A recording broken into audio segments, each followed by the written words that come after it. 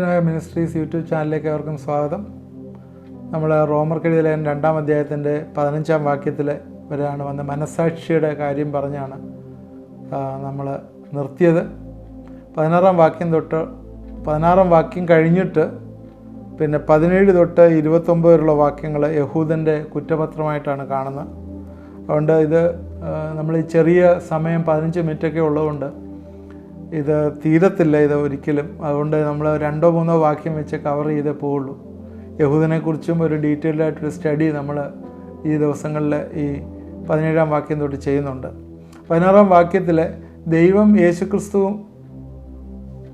മുഖാന്തരം മനുഷ്യരുടെ രഹസ്യങ്ങളെ എൻ്റെ സുവിശേഷപ്രകാരം ന്യായം വിധിക്കുന്ന നാളിൽ തന്നെ. മനുഷ്യരുടെ രഹസ്യങ്ങളെ യേശുക്രിസ്തു ന്യായം വിധിക്കും. രഹസ്യം മുഴുവൻ പുറത്തു വരും. ഇത് നമ്മൾ പ്രത്യേകം മനസ്സിലാക്കേണ്ട ഒരു കാര്യമാണ്. ഒന്നും തന്നെ ആർക്കും മറച്ചു വയ്ക്കാനായിട്ട് പറ്റുകയില്ല. പണ്ട് ഇതൊക്കെ പറയുമ്പോൾ അത് ആളുകൾ വിശ്വസിക്കരുത്. എന്നാൽ കമ്പ്യൂട്ടറും ഒക്കെ വന്നു കഴിഞ്ഞപ്പോഴത്തേക്ക്, അതുപോലെ ക്യാമറയൊക്കെ വന്നു കഴിഞ്ഞപ്പോഴത്തേക്ക് ഇത് ആളുകൾക്ക് മനസ്സിലായി. ചിന്തകളായാലും നമ്മൾ പറയുന്ന കാര്യങ്ങളായാലും അതുപോലെ കാണുന്ന കാര്യങ്ങളായാലും ഒക്കെ ദൈവത്തിന് റെക്കോർഡ് ചെയ്യാനായിട്ടുള്ള പ്രൊവിഷൻ ഉണ്ട് എന്നുള്ളത് നമുക്കിപ്പോൾ മനസ്സിലാവും. അതുകൊണ്ട് എന്ത് രഹസ്യത്തിൽ ചെയ്യുന്നതും ദൈവം ന്യായം വിധിക്കും. ബൈബിളിലെ ഒരുപാട് റെഫറൻസ് ഇതുമായിട്ട് ബന്ധപ്പെട്ടുണ്ട്. ഈ റെഫറൻസ് എല്ലാം വായിച്ചു കഴിഞ്ഞാൽ ഇന്ന് അത് മാത്രമേ പറയാനായിട്ട് പറ്റുള്ളൂ. അതുകൊണ്ട് ചില ചുരുക്കമായിട്ടുള്ള ചില 1-2-3 റെഫറൻസ് എന്തൊക്കെയാണ് ന്യായം വിധിക്കുന്നതെന്നുള്ള പറഞ്ഞിട്ട് യഹൂദൻ്റെ പാപത്തിൻ്റെ കുറ്റപത്രത്തെക്കുറിച്ച് ചിന്തിക്കാം. 1 ദിനവൃത്താന്തം 28:9 നീയോ എൻ്റെ മകൻ്റെ ശലോമോനെ നിൻ്റെ അപ്പൻ്റെ ദൈവത്തെ അറിയുകയും അവനെ പൂർണ്ണ ഹൃദയത്തോടും നല്ല മനസ്സാക്ഷിയോടും സേവിക്കുകയും ചെയ്യുക. യഹോവ സർവ്വഹൃദയങ്ങളെയും പരിശോധിക്കുകയും വിചാരങ്ങളെയും നിരൂപണങ്ങളെയും എല്ലാം ഗ്രഹിക്കുകയും ചെയ്യും. നീ അവനെ അന്വേഷിക്കുന്നുവെങ്കിൽ അവനെ കണ്ടെത്തും, ഉപേക്ഷിക്കുന്നുവെങ്കിലോ അവൻ നിന്നെ തള്ളിക്കളയും. ദൈവം സർവ്വഹൃദയങ്ങളെയും പരിശോധിക്കുകയും വിചാരങ്ങളും നിരൂപണങ്ങളും എല്ലാം ഗ്രഹിക്കുകയും ചെയ്യും. ശലോമോനോട് പറയുന്ന കാര്യമാണ് വിചാരങ്ങളും നിരൂപണങ്ങളും ഹൃദയങ്ങളും. നമ്മൾ ചില നിരൂപണങ്ങളൊക്കെ മനസ്സിൽ ചിന്തിക്കുന്നത് പോലും ദൈവം അത് ന്യായം വിധിക്കും. ദൈവത്തിന് അതറിയാം, ഗ്രഹിക്കുന്നു എന്ന് നമ്മൾ കാണുന്നു. നമ്മളെ ന്യായം വിധിക്കുന്നത് എന്തിലൊക്കെയാണ്? നമ്മളെ മത്തായിയുടെ സുവിശേഷം 16:36 വാക്കിൽ ന്യായം വിധിക്കുന്നു എന്ന് പറയുന്നു. എന്നാൽ മനുഷ്യൻ പറയുന്ന ഏത് നിസ്സാര വാക്കിനും ന്യായ ദിവസത്തിൽ കണക്ക് ബോധിപ്പിക്കേണ്ടി വരും. നമ്മൾ പറയുന്ന ഏത് നിസ്സാര വാക്കിനും നമ്മൾ കണക്ക് ബോധിപ്പിക്കേണ്ടി വരും. ഈ ന്യായവിധിയെക്കുറിച്ച് പറഞ്ഞ സമയങ്ങളിൽ ഇതെല്ലാം പറഞ്ഞിട്ടുള്ള ന്യായവിധിയെക്കുറിച്ചുള്ള എപ്പിസോഡ് ചെയ്തിട്ടുണ്ട്. അതിനകത്ത് ഇത് പറഞ്ഞിട്ടുള്ളതാണ് ഏത് രീതിയിലാണ് ന്യായം വിധിക്കുന്നതെന്ന്. ഇവിടെയും അത് വീണ്ടും റിപ്പീറ്റ് ചെയ്യുകയാണ്.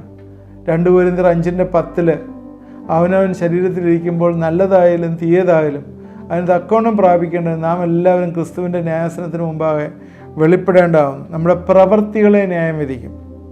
നമ്മുടെ പ്രവൃത്തികളെ ദൈവം ന്യായം വിധിക്കും.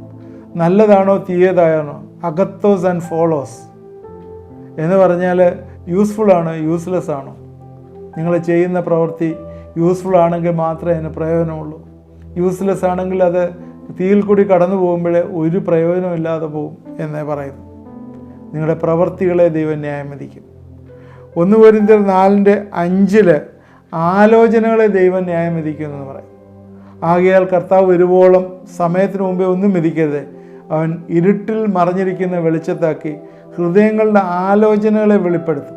അവിടെ ആലോചനയെ ദൈവം ന്യായം വിധിക്കുകയാണ്, അത് വെളിപ്പെടുത്തും. അതുകൊണ്ട് ന്യായവിധി ആലോചന ന്യായം വിധിക്കും. പെട്ടെന്ന് പറഞ്ഞു പോകട്ടെ, രഹസ്യങ്ങളെ ദൈവം ന്യായം വിധിക്കും. സഭാപ്രസംഗി 12:14 ദൈവം നല്ലതും തീയതുമായ സകല പ്രവൃത്തിയെയും സകല രഹസ്യമായി ന്യായവിസ്താരത്തിലേക്ക് വരുത്തുമല്ലോ. രഹസ്യങ്ങളുമായി എല്ലാ രഹസ്യങ്ങളെയും ദൈവം ന്യായവിസ്താരത്തിലേക്ക് കൊണ്ടുവരും. എല്ലാം അവൻ്റെ പ്രവൃത്തി, അവൻ്റെ വാക്ക്, അവൻ്റെ ആലോചന, അവൻ്റെ ഹൃദയത്തിലെ രഹസ്യം എല്ലാം എൻ്റെ സുവിശേഷപ്രകാരം ന്യായം വിധിക്കും. ആധികാരിക സുവിശേഷത്തിനാണ്. ആ സുവിശേഷപ്രകാരമാണ് ന്യായം വിധിക്കുന്നത്. ഒരു വാക്യം കൂടിയുണ്ട്, യെരമ്യാ 17:10, യഹോവയെ ഞാൻ ഹൃദയത്തെ ശോധന ചെയ്ത് അന്തരങ്ങളെ പരീക്ഷിച്ച് ഒരുത്തനും അവൻ്റെ നടപ്പിനും പ്രവൃത്തിക്കും ഫലത്തിനും തക്കവണ്ണം കൊടുക്കുന്നു. നടപ്പിനും പ്രവൃത്തിക്കും ഫലത്തിനും തക്കവണ്ണം ദൈവം ഓരോരുത്തരും പകരം കൊടുക്കുന്നു എന്ന് പറയുന്നു. ഇവിടെ ദൈവം ന്യായം വിധിക്കുന്ന ഒരു ദൈവം. അതുകൊണ്ട് മനുഷ്യരെ ദൈവം ന്യായം വിധിക്കും, അതിനാരും അതിൽ നിന്ന് ഒഴിഞ്ഞു മാറാനായിട്ട് പറ്റുകയില്ല എന്നുള്ള ഒരു ചിന്ത ഈ ഭാഗത്തുനിന്ന് വീണ്ടും പൗലോസ് റോമർക്കെഴുതിയ ലേഖനത്തിൽ കൂടി കൊടുക്കുകയാണ്. ഈ 17 തൊട്ടുള്ള വാക്യങ്ങളിൽ നമ്മൾ ഒരു 2-3 വാക്യങ്ങൾ വായിച്ചിട്ട് നമ്മളതിനെക്കുറിച്ച് ചിന്തിക്കാം. എത്ര തീരുമെന്നറിയത്തില്ല, ബാക്കി തുടർന്ന് നമ്മൾ ചിന്തിക്കാം. നീ യഹൂദൻ എന്ന പേറുകൊണ്ടും ന്യായപ്രമാണത്തിൽ ആശ്രയിച്ചും ദൈവത്തിൽ പ്രശംസിച്ചും ന്യായപ്രമാണത്തിൽ നിന്ന് പഠിക്കിയാൽ അവൻ്റെ ഇഷ്ടമറിഞ്ഞ് ഭേദാഭേദങ്ങൾ വിവേചിച്ചും ജ്ഞാനത്തിൻ്റെ സത്യത്തിൻ്റെ സ്വരൂപം ന്യായപ്രമാണത്തിൽ നിനക്ക് ലഭിച്ചുകൊണ്ട് നീ കുരുടർക്ക് വഴികാട്ടുന്നവർ, ഇരുട്ടിലുള്ളവർക്ക് വെളിച്ചം, മൂഢരെ പഠിപ്പിക്കുന്നവർ, ശിശുക്കൾക്ക് ഉപദേഷ്ടാവെന്ന് ഉറച്ചിരിക്കുന്നവർ, ഹേ അന്യനെ ഉപദേശിക്കുന്നത് നിന്നെ തന്നെ ഉപദേശിക്കാത്ത എന്ത്? മോഷ്ടിക്കരുത് എന്ന് നീ പ്രസംഗിക്കുന്നു, നീ മോഷ്ടിക്കുന്നു. വ്യഭിചാരം ചെയ്യരുത് എന്ന് പറയുന്ന നീ വ്യഭിചാരം ചെയ്യുന്നു. വിഗ്രഹങ്ങളെ വെറുക്കുന്ന ക്ഷേത്ര കവർച്ച ചെയ്യുന്നു. ന്യായപ്രമാണത്തിൽ പ്രശംസിക്കുന്ന നീ ന്യായപ്രമാണ ലംഘനത്തിൽ ദൈവത്തെ അവമാനിക്കുന്നു. യഹൂദൻ്റെ ഒരു ശരിക്കുള്ളൊരു ചിത്രമാണ് ഇതിൽ കാണുന്നത്. യഹൂദൻ വിചാരിച്ച യഹൂദന് ന്യായവിധി ഇല്ല എന്ന് യഹൂദൻ ചിന്തിച്ചു. കാരണം യഹൂദൻ മതഭക്തി കാണിച്ചിരുന്നു. യഹൂദനെ സംബന്ധിച്ചിടത്തോളം യഹൂദൻ അതൊരു ഫോൾസ് സെക്യൂരിറ്റി ആയിരുന്നു. യഹൂദൻ്റെ ഫോൾസ് സെക്യൂരിറ്റി ആയിരുന്നു മതഭക്തി എന്ന് പറയുന്നത്. അതുകൊണ്ട് രക്ഷ പ്രാപിക്കും എന്നവൻ വിചാരിച്ചു. നമ്മൾ പലപ്പോഴും ആ രീതിയിൽ ചിന്തിക്കുന്നവരാണെന്ന്. നല്ല പ്രവൃത്തി ചെയ്താൽ മതി, ദൈവം കരുണയുള്ളവനല്ലേ. ഇന്നും ഈ നാമധേയ ക്രിസ്ത്യാനികൾ എന്ന് പറയുന്നവർ ആ രീതിയിൽ ചിന്തിക്കുന്നുണ്ട്. ദൈവം ഞങ്ങളെ വിടുവിക്കും എന്നൊക്കെ ചിന്തിക്കുന്നുണ്ട്. യഹൂദനെ സംബന്ധിച്ചിടത്തോളം യഹൂദൻ ദേവേർ നോൺ ആസ് ഹിബ്രൂസ്, അവർ എബ്രായർ എന്ന് പേർ വിളിച്ചു. ഹിബ്രു ഭാഷ സംസാരിച്ചതാണ്. അബ്രഹാമിനെ ദൈവം വിളിച്ച് വേർതിരിച്ച് കൊണ്ടുവന്ന് അന്ന് തൊട്ട് അവർ തിരഞ്ഞെടുക്കപ്പെട്ട ഒരു ജാതിയായിട്ട് ദൈവം വീക്ഷിച്ചിരുന്നു. അത് കഴിഞ്ഞിട്ട് നമുക്കറിയാം, യോശുവയുടെ നേതൃത്വത്തിൽ മോശ വന്ന് അടിമത്തിൽ നിന്ന് വിടുവിച്ചു. യോശുവയുടെ നേതൃത്വത്തിൽ വന്നു. പിന്നെ അവരെ ഇസ്രായേലിയർ എന്ന് വിളിച്ചു. അവർ കനാൻ ദേശത്ത് ചെന്നു. ഈ കാര്യങ്ങളെല്ലാം അറിയാം. അവിടെ ചെന്ന് ഭരണം നടത്തി. പിന്നീട് നോർത്തേൺ കിങ്ഡം, സദേൺ കിങ്ഡം രണ്ടായിട്ട് വിഭജിച്ചു ശലോമോൻ്റെ കാലത്തിന് ശേഷം. അതിനുശേഷം അവർ പ്രവാസത്തിലേക്ക് പോയി ബാച്ചുകളായിട്ട്. പിന്നെ വീണ്ടും ബാബേൽ പ്രവാസത്തിൽ നിന്ന് അവർ തിരിച്ചു വന്നു. യെരുശലേം ദേവാലയം പണിഞ്ഞു, എല്ലാം അറിയാം. ഇതെല്ലാം എന്തിനാണ് അവരെ ദൈവം വെച്ചതെന്ന് ചോദിച്ചാൽ, അവരിൽ കൂടി ദൈവത്തിൻ്റെ മഹത്വം ജാതികൾ കാണുകയും ഈ ദൈവത്തെ അവരെ വർഷിപ്പ് ചെയ്യുകയും ചെയ്യണം എന്നുള്ളതാണ് അവരെക്കുറിച്ച് ദൈവം ആഗ്രഹിച്ചത്. എന്നാൽ എന്താ സംഭവിച്ചത്? ആദ്യം തന്നെ ഉൽപ്പത്തി പുസ്തകത്തിൽ തന്നെ ഭൂമി ദൈവത്തിൻ്റെ മുമ്പാകെ വഷളായി, ഭൂമി അതിക്രമം കൊണ്ട് നിറഞ്ഞു എന്നാണ് ഉൽപ്പത്തി പുസ്തകം 6:11 പറയുന്നത്. പിന്നെയും ദൈവം അവരെ ഇതെല്ലാം മറന്ന് ക്ഷമിച്ച് ദൈവം അവരെ അനുഗ്രഹിച്ചു. അവരെ അങ്ങനെ ആ രീതിയിൽ പോയ ജനത്തെ നമുക്കറിയാം ജലപ്രളയത്തിൽ കൂടി നശിപ്പിച്ചു. ഭീകരത നിറഞ്ഞ ആ സ്ഥലം അത് നശിപ്പിച്ചു. നോഹയുടെ കുടുംബം മാത്രം പെട്ടകത്തിൽ വന്നു. ജലപ്രളയത്താൽ അവരെ ശുദ്ധീകരിച്ച് അവരെ കൊണ്ടുവന്നു. ദൈവം നോഹയെ അവൻ്റെ പുത്രന്മാരെ അനുഗ്രഹിച്ച് അവരോട് സന്താനപുഷ്ടിയുള്ളവരായി പെരുകി ഭൂമിയിൽ നിറയുവാനായിട്ട് പറഞ്ഞു. അങ്ങനെ പറഞ്ഞിട്ടുള്ളവർ അവിടെ പോലും ഉൽപ്പത്തി പുസ്തകം 11-ാം അധ്യായത്തിൽ വന്നപ്പോഴത്തേക്ക് വീണ്ടും എന്താ സംഭവിച്ചത്? വരുവീൻ ഭൂലോകത്തൊക്കെയും ചേറിപ്പോകാതിരിപ്പാൻ ഒരു പട്ടണവും ആകാശത്തോളം എത്തുന്നൊരു ഗോപുരവും പണിയുക എന്ന് പറഞ്ഞു. നമുക്കൊരു പേരുണ്ടാക്കുക എന്ന് പറഞ്ഞു. ദൈവം എന്ത് പറയുന്നു അതിൽ നിന്ന് വിഭിന്നമായി തിരിഞ്ഞു പോകുന്ന മനുഷ്യൻ്റെ ഒരു ചിന്ത അത് ആദ്യമേ തൊട്ടേ ഉണ്ടായിരുന്നു എന്ന് നമ്മൾ കാണുന്നു. എന്നാൽ അവരെ തിരഞ്ഞെടുത്ത് പല ടെസ്റ്റിൽ കൂടിയൊക്കെ കടത്തിവിട്ട് ലോകത്തെ മുഴുവൻ ദൈവം ആ രീതിയിൽ റിപ്പയർ ചെയ്യുവാനായിട്ട് തീരുമാനിച്ചു. ഇസ്രായേൽ മക്കൾ ഈജിപ്തിൻ്റെ ഫറവോൻ്റെ അടിമത്തത്തിൽ നിന്ന് വന്ന് 20 ലക്ഷം പുരുഷന്മാരെ പുറത്തു കൊണ്ടുവന്നു. ദൈവം നേരിട്ട് ഇടപെടുകയാണ്. സീനായി പർവ്വതത്തിൽ ദൈവം ഇറങ്ങി അബ്രഹാമിൻ്റെ സന്തതിക്ക് ഭൂമിയുടെ മധ്യഭാഗം കൊടുത്തു. എന്താണ്? നിത്യാവകാശമായി അവർക്ക് കൊടുത്തു. ഇസ്രായേൽ അന്ന് അവരോട് പറഞ്ഞ പ്രോമിസുകൾ അവർ ഫുൾഫിൽ ചെയ്യാനായിട്ട് അവർക്ക് പറ്റിയില്ല. അവർ നിത്യാവകാശമായി കൊടുത്തു എന്ന് പറഞ്ഞിട്ട് പോലും ദൈവത്തോട് മറുതലിച്ച് അവർ അവിടെ നിന്നെല്ലാം പോണ്ടി വന്നു. നേരത്തെ പറഞ്ഞതാണ്, അതെല്ലാം അവിടെ നിന്ന് പോണ്ടി വന്നു. ഇപ്പോഴും 1948 അവർ ഇസ്രായേലിൽ എത്തിയിട്ടുണ്ട്. എന്നാൽ അവരിപ്പോഴും ആ ഒരു തിരിച്ചറിവ് അവർക്ക് വന്നിട്ടില്ല എന്ന് കാണുന്നു. സഭ ഉൽപ്രാവണത്തിൽ ഈ ലോകത്ത് നിന്ന് എടുക്കപ്പെട്ടതിന് ശേഷം യഹൂദിനെ വീണ്ടും ദൈവം ലോകത്തിൻ്റെ വെളിച്ചമാക്കും. ദൈവത്തിൻ്റെ ഉദ്ദേശം നടക്കും. അതുകൊണ്ട് റോമർ 9 നമ്മൾ ഇതിനെക്കുറിച്ച് കൂടുതലായിട്ട് നമ്മൾ പഠിക്കും. ഭൂമിയുടെ മധ്യഭാഗം അവർക്ക് കൊടുത്തിരിക്കുന്നതിൻ്റെ ഉദ്ദേശം തന്നെ ആളുകളെല്ലാം മുഴുവൻ അവരെ കാണുവാനായിട്ടാണ് എന്ന് നമ്മൾ മറന്നു പോകരുത്. യഹോവയായ കർത്താവ് എസെക്കിയേൽ പ്രവചനം 5:5 ഇങ്ങനെ പറയുന്നു, യഹോവയായ കർത്താവ് ഇപ്രകാരം അരുളിച്ചെയ്യുന്നു, ഇത് യെരൂശലേമാകുന്നു, ഞാൻ എന്നെ ജാതികളുടെ മധ്യേ വെച്ചിരിക്കുന്നു. അതിന് ചുറ്റും രാജ്യങ്ങളുണ്ട്. ഇതേ കാര്യങ്ങൾ എസ്കേൽ 38:11 പറയുന്നു, ഭൂമിയുടെ മധ്യേ ഉള്ള യെരൂശലേം. യെശയ്യാവ് 19:24 ഇത് പറയുന്നു, അന്നാളിൽ ഇസ്രായേൽ ഭൂമിയുടെ മധ്യേ ഒരു അനുഗ്രഹമായി മിസ്രൈനോടും അശൂരിനോടും മൂന്നാമതായിരിക്കും. ഇസ്രായേലിനെ ദൈവം തിരഞ്ഞെടുത്താണ്. ഇതെല്ലാം ഇസ്രായേൽ മക്കൾക്ക് അറിയാം, യഹൂദനറിയാം യഹൂദനെ തിരഞ്ഞെടുത്താണ്. അതുകൊണ്ട് യഹൂദൻ എന്താ, അവൻ്റെ രീതിയിൽ അങ്ങ് പോവുക. ദൈവം അവരെ ക്ഷമിച്ച് ദൈവത്തിൻ്റെ കൂടെ എന്നേക്കും നിർത്തും എന്നുള്ള ചിന്തയിൽ അവൻ അങ്ങ് ജീവിക്കുകയാണ്. യെശയ്യാവ് 43:10 നിങ്ങൾ അറിഞ്ഞ് എന്നെ വിശ്വസിക്കുകയും ഞാനാകുന്നുവെന്ന് ഗ്രഹിക്കുകയും ചെയ്യേണ്ടതിന് നിങ്ങൾ എൻ്റെ സാക്ഷികളും ഞാൻ തിരഞ്ഞെടുത്തിരിക്കുന്ന എൻ്റെ ദാസനുമാകുന്ന യഹോവയുടെ അരുളപ്പാട്. എനിക്ക് മുമ്പേ ഒരു ദൈവവും ഉണ്ടായിട്ടില്ല, എൻ്റെ ശേഷം ഉണ്ടാകുകയുമില്ല. ഇത്രയും വലിയൊരു പ്രോമിസ് ഇസ്രായേലിന് കൊടുത്തിരിക്കുകയാണ്. എന്താണ്? നിങ്ങൾ എൻ്റെ സാക്ഷികൾ, ഞാൻ തിരഞ്ഞെടുത്തിരിക്കുന്ന എൻ്റെ ദാസൻ. ദൈവത്തിൻ്റെ സാക്ഷിയായിട്ടാണ് യഹൂദജനത്തെ ഇസ്രായേലിനെ നിർത്തിയിരിക്കുന്നത്. You are my witness. യെശയ്യാവ് 44:8 ഇത് തന്നെ പറയുന്നുണ്ട്, യു ആർ മൈ വിറ്റ്നസ്. ഈ സത്യം മറ്റുള്ളവരെ അറിയിക്കാനാണ് അവരെ തിരഞ്ഞെടുത്തിരിക്കുന്നത്. ഇസ്രായേൽ ദൈവത്തിൻ്റെ ജനമാണ്, സ്പെഷ്യലായിട്ടുള്ള ജനമാണ്. അവരെ തിരഞ്ഞെടുത്ത് അതിനു വേണ്ടിയാണ്. യോന ദൈവത്തോട് പ്രാർത്ഥിച്ചൊരു പ്രാർത്ഥനയുണ്ട്. നമ്മൾ ഈ തരണത്തിൽ അതൊന്ന് ചിന്തിക്കുന്നത് നല്ലതാണ്. യോന 4:2 അവൻ യഹോവയോട് പ്രാർത്ഥിച്ചു, അയ്യോ യഹോവേ, ഞാൻ എൻ്റെ ദേശത്തായിരുന്നപ്പോൾ ഞാൻ പറഞ്ഞ വാക്ക് ഇത് തന്നെയല്ലയോ? അതുകൊണ്ടായിരുന്നു ഞാൻ തർശീശിലേക്ക് ബന്ധപ്പെട്ട് ഓടിപ്പോയത്. നീ കൃപയും കരുണയും ദീർഘക്ഷമയും മഹാദയവും ഉള്ള ദൈവമായി അനർത്ഥത്തെക്കുറിച്ച് അനുതപിക്കുന്നവനെന്ന് ഞാൻ അറിഞ്ഞു. ഇവിടെ കാണുന്നത് അവൻ പറഞ്ഞത് ജസ്റ്റിഫൈ ചെയ്യാണ്. യോന, അതുകൊണ്ടാണ് ഞാൻ തർശീശിലേക്ക് ബന്ധപ്പെട്ട് ഓടിപ്പോയത്. എന്താണ്? ദൈവത്തെ പരീക്ഷിക്കുകയാണ്.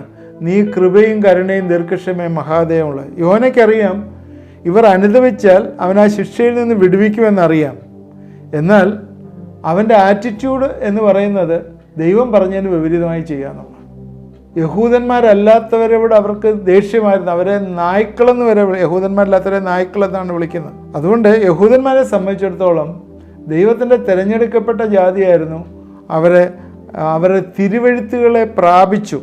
ആവർത്തന പുസ്തകം 33 3 യഹൂദൻ തിരുവെഴുത്തുകളെ പ്രാപിച്ചു എന്ന് പറയുന്നു. റോമർ 3:2 അത് പറയുന്നുണ്ട്. ഒന്നാമത് ദൈവത്തിൻ്റെ അരുളപ്പാടുകൾ അവരുടെ പക്കൽ സമർപ്പിച്ചത് തന്നെ. നമ്മളത് 3 പഠിക്കുമ്പോൾ അതിനെക്കുറിച്ച് കൂടുതലായിട്ട് പഠിക്കും.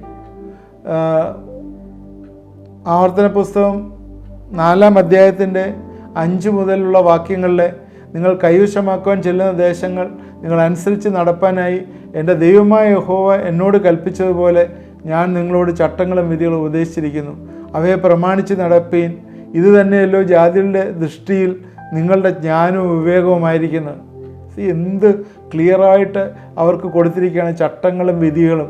ജാതികളുടെ ദൃഷ്ടിയിൽ നിങ്ങളുടെ ജ്ഞാനവും വിവേകവുമായിരിക്കുന്ന ഈ കൽപ്പനകൾ, അവർ ഈ കൽപ്പനകളൊക്കെയും കേട്ടിട്ട്, ആരാണ്? ജാതികൾ ഈ കൽപ്പനകളൊക്കെയും കേട്ടിട്ട് ഈ ശ്രേഷ്ഠ ജാതി ജ്ഞാനവും വിവേകമുള്ള ജനമെന്ന് പറയും. ദൈവം ആഗ്രഹിച്ചതാണ്. അവരെക്കുറിച്ച് നിങ്ങൾ ജ്ഞാനവും വിവേകവുമുള്ള ജനമെന്ന് പറയണം. നമ്മുടെ ദൈവമായ യഹോവയെ നാം വിളിച്ചപേക്ഷിക്കുമ്പോഴൊക്കെയും അവൻ നമുക്ക് അടുത്തിരിക്കുന്ന പോലെ, ദൈവം ഇത്ര അടുത്തിരിക്കുന്ന ശ്രേഷ്ഠ ജാതി ഏതുള്ളൂ? ദൈവം എപ്പോഴും അവരോട് കൂടെയായിരുന്നു. നമുക്കറിയാമല്ലോ, 400 വർഷക്കാലം അവരെ മരുഭൂമിയിൽ കൂടി നടത്തിയ വിധങ്ങൾ, ഓരോ യുദ്ധങ്ങളും യഹോവയായിരുന്നു ചെയ്ത്, ഓരോ യുദ്ധവും യഹോവ ജയിച്ചു കാണുന്നു. ഇതെല്ലാം അതിൽ കാണുന്നു. ഞാൻ ഇന്ന് നിങ്ങളുടെ മുമ്പിൽ വയ്ക്കുന്ന ഈ ന്യായപ്രമാണവും പോലെ ഇത്ര നീതിയുള്ള ചട്ടങ്ങളും വിധികളും ഉള്ള ശ്രേഷ്ഠ ജാതി ഏതുള്ളൂ? ന്യായപ്രമാണവും വിധികളും, ദൈവത്തിൻ്റെ ന്യായപ്രമാണവും വിധികളും അവങ്കിൽ നിന്ന് പ്രാപിച്ചു എന്ന് കാണുന്നു. അവർ യാക്കോബിന് തൻ്റെ വചനവും ഇസ്രായേലിൻ്റെ ചട്ടങ്ങളും വിധികളും വെളിപ്പെടുത്തുന്നു. അങ്ങനെ യാതൊരു ജാതിക്കും അവൻ ചെയ്തിട്ടില്ല. അവൻ്റെ വിധികളെ അവർ അറിഞ്ഞിട്ടുമില്ല. ഇത്രയും രീതിയിൽ ദൈവം ഇസ്രായേൽ മക്കളെ കൊണ്ട് നടത്തി യഹൂദന്മാരെ തിരുവചനം ഏൽപ്പിച്ചാണ്. എന്നാൽ ദേ ഫെയിൽഡ്. അതാണ് പറയാനായിട്ട് ഉദ്ദേശിച്ചത്. ഉൽപ്പത്തി പുസ്തകം തൊട്ട് ഇങ്ങോട്ട് നമ്മൾ എടുത്താണ്. അബ്രഹാമിനെ വിളിച്ചപ്പം തൊട്ട് ഓരോ പടിപടികളായിട്ട് ദൈവം അവരെ നടത്തി അവർക്ക് വേണ്ടതായിട്ടുള്ള വചനങ്ങളെ കൊടുത്ത് ഒരു ജാതിക്കും അവൻ ഇതുപോലെ ചെയ്തിട്ടില്ല. അതുകൊണ്ട് എന്താ സംഭവം ഉണ്ടായി? അവർക്കൊരു ഫോൾസ് സെക്യൂരിറ്റി ഉണ്ടായി. തുടർന്ന് നമ്മൾ ഇതിനെക്കുറിച്ച് ചിന്തിക്കാം. സമയം ഇവിടെ അവസാനിച്ചുകൊണ്ട് തൽക്കാലം നിർത്തുകയാണ്. നമ്മൾ തുടർന്നും ദൈവം യഹൂദന് ഒരുക്കി കൊടുത്ത പല കാര്യങ്ങളെക്കുറിച്ച് ചിന്തിക്കും. പക്ഷേ ഇതൊക്കെ അവനൊരു ഫോൾസ് സെക്യൂരിറ്റി ആയിരുന്നു. തീർച്ചയായും അതൊന്നും ദൈവത്തിങ്കിലേക്ക് നടത്തുകയില്ല. ഇന്നും ഇതുപോലെ നന്മ ചെയ്താൽ ദൈവത്തിൻ്റെ അരികെ ചെല്ലും. പള്ളിയിൽ പൊയ്ക്കൊണ്ടിരുന്നു കഴിഞ്ഞാൽ, കൂദാശകൾ പങ്കെടുത്താൽ, അങ്ങനെയൊക്കെയുള്ള കാര്യങ്ങൾ ചെയ്താൽ ദൈവത്തിനരികെ ചെല്ലും എന്നൊക്കെ നമ്മൾ പലരും ചിന്തിക്കുന്ന ആൾക്കാരുണ്ട്. എന്നാൽ ഞാൻ നിങ്ങളോട് സത്യമായിട്ടൊരു കാര്യം പറയട്ടെ.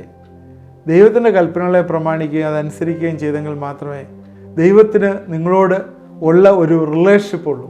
അല്ലെങ്കിൽ യാതൊരു ബന്ധവുമില്ല. എന്തോ കാട്ടിക്കൂട്ടുന്നു എന്നതിനപ്പുറമായിട്ടൊന്നുമില്ല. അതുകൊണ്ട് ഈ ചിന്തകൾ നമ്മളെ അനുഗ്രഹിക്കട്ടെ. എന്നെ കേട്ടുകൊണ്ടിരിക്കുന്ന ആരെങ്കിലും ദൈവവുമായിട്ട് പേഴ്സണലായിട്ടൊരു ബന്ധത്തിൽ വന്നിട്ടില്ലെങ്കിൽ തീർച്ചയായും അതിനുള്ള സമയമുണ്ട്. നിങ്ങളത് ചെയ്യണം. പ്രാർത്ഥനയോടുകൂടി കർത്താവിനെ ഹൃദയത്തിൽ സ്വീകരിക്കുകയും രക്ഷകനായി സ്വീകരിക്കുക, അവൻ്റെ വഴികളിൽ ജീവിക്കുകയും ചെയ്യും തീരുമാനിക്കാം. ദൈവം നമ്മളെ അനുഗ്രഹിക്കട്ടെ. നമുക്ക് പ്രാർത്ഥിക്കാം. ദൈവമായ കർത്താവെ, ഇത് കണ്ടുകൊണ്ടിരിക്കുന്ന പ്രിയപ്പെട്ടവരെ എല്ലാം ഏൽപ്പിച്ച് പ്രാർത്ഥിക്കുന്നു. അനുഗ്രഹിക്കുകയും സഹായിക്കുകയും ചെയ്യണം. ഈ ദിവസങ്ങളിൽ ദൈവത്തിൻ്റെ വലിയ കരുണ അവരുടെ മേലെ ഉണ്ടായിരിക്കട്ടെ എന്ന് പ്രാർത്ഥിക്കുന്നു. പ്രത്യേകിച്ച് ഞങ്ങൾ പ്രാർത്ഥിച്ച പോലെ ഞങ്ങൾക്കൊരു ഹെറിറ്റേജും പറയാനായിട്ടില്ല കർത്താവേ. ഞങ്ങൾക്ക് ഒരുപാട് കാര്യങ്ങൾ പറയാനായിട്ടോ ട്രഡീഷണലായിട്ടോ എന്തെങ്കിലുമൊക്കെ പലതും ഞങ്ങൾക്ക് പറയാനായിട്ട് പറ്റും. എന്നാൽ ദൈവത്തിൻ്റെ സന്നിധിയിൽ അതെല്ലാം അർത്ഥശൂന്യമാകുന്നു എന്ന് ഞങ്ങളെ സമ്മതിക്കുന്നു. ദൈവത്തിൻ്റെ താഴ്മയോടെ നിൻ്റെ സന്നിധിയിൽ അടുത്ത് വരുന്നതാണ് ജീവിതത്തിലെ ഏറ്റവും അനുഗ്രഹമായിരിക്കുന്നത്. ഞങ്ങളുടെ ജീവിതങ്ങളെയൊക്കെ നിൻ്റെ കരങ്ങളിലേക്ക് സമർപ്പിക്കും. ഇത് കേട്ടുകൊണ്ടിരിക്കുന്ന എല്ലാവരെയും ഞങ്ങൾ അനുഗ്രഹിച്ച് പ്രാർത്ഥിക്കുന്നു. പ്രയാസങ്ങളെ, വിഷമതകളിലെ, രോഗങ്ങളിലിരിക്കുന്നവരെ ഞങ്ങൾ ഏൽപ്പിച്ച് പ്രാർത്ഥിക്കുന്നു. ഹൃദയത്തിൻ്റെ വാൽവിന് പ്രയാസമായിരിക്കുന്ന ചില വ്യക്തികൾ ഇത് കാണുന്നു. യേശുവിൻ്റെ നാമത്തിൽ വലിയ വിടുതൽ വന്നു ചേരട്ടെ എന്ന് പ്രാർത്ഥിക്കുന്നു. കിഡ്നിയുമായിട്ട് റിലേറ്റ് ചെയ്ത പ്രയാസങ്ങളെ യേശുവിൻ്റെ നാമത്തിൽ ഇന്ന് മാറിപ്പോട്ടെ എന്ന് പ്രാർത്ഥിക്കുന്നു. നിങ്ങൾ എന്നോട് ചേർന്നൊന്ന് പ്രാർത്ഥിക്കുമോ? ഡയാലിസിസ് നടത്തിയിരിക്കുന്ന കേസുകളൊക്കെ ഈ ആളുകളുടെ വലിയ ക്രിയേറ്റീവായിട്ടുള്ള അത്ഭുതങ്ങൾ നടക്കട്ടെ. ആ ജീവിതങ്ങളിലെ പുതിയ പുതിയ രൂപാന്തരങ്ങൾ വരട്ടെ.